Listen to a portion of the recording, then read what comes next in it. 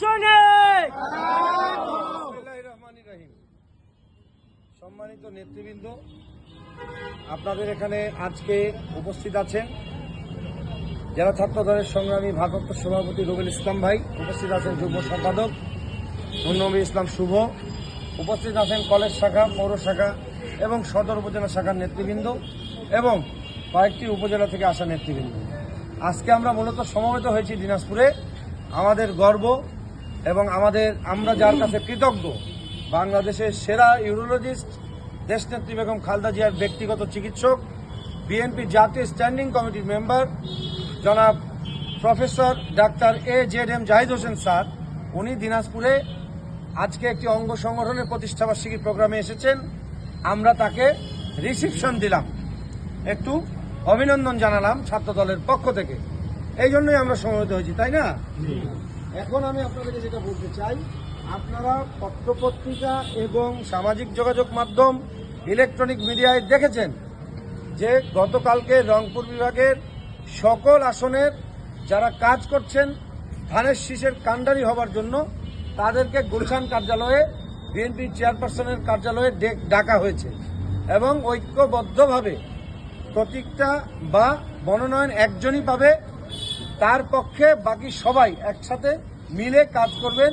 সেই নির্দেশনা দলের ভারপ্রাপ্ত চেয়ারম্যান, ছাত্র দলের সাংগঠনিক অভিভাবক জনাব তারেক রহমান সেই নির্দেশনা দিয়ে দিয়েছেন।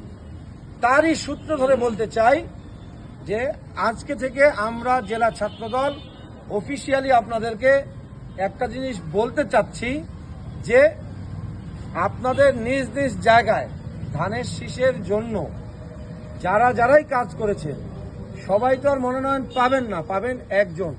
তার হাতকে শক্তিশালী করার জন্য এবং ধানের শীষের ভোট বৃদ্ধির জন্য আপনারা শুরু থেকেই কাজ করবেন, বুঝতে পেরেছেন?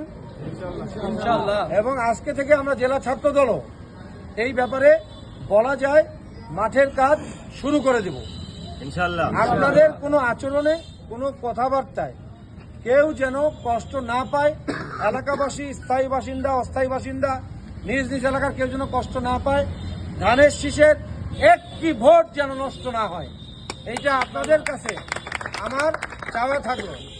এবং পর্যায়ক্রমে আমরা প্রতিটি উপজেলা এবং পৌর নেতৃবৃন্দের সাথে বসে কিভাবে কাজ করতে হবে সেই নির্দেশনা দিব। ছাত্রদল মাঠে থাকবে, যেভাবে ভোটের অধিকার প্রতিষ্ঠার জন্য মাঠে ছিল, এইবার ভোট সুষ্ঠু করার জন্য এবং ধানের শীষের ভোট বৃদ্ধির জন্য ছাত্রদল মাঠে থাকবে।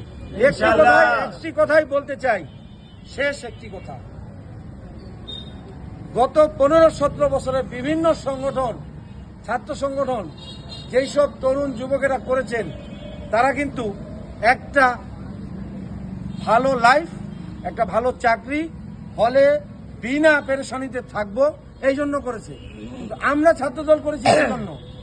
আমরা কিন্তু ছাত্রদলের প্রতিটা নেতাকর্মীকে আমি স্যালুট জানাই। আমরা ছাত্রদল করেছি গণতন্ত্র প্রতিষ্ঠার জন্য, ভোটের অধিকার প্রশ্ন।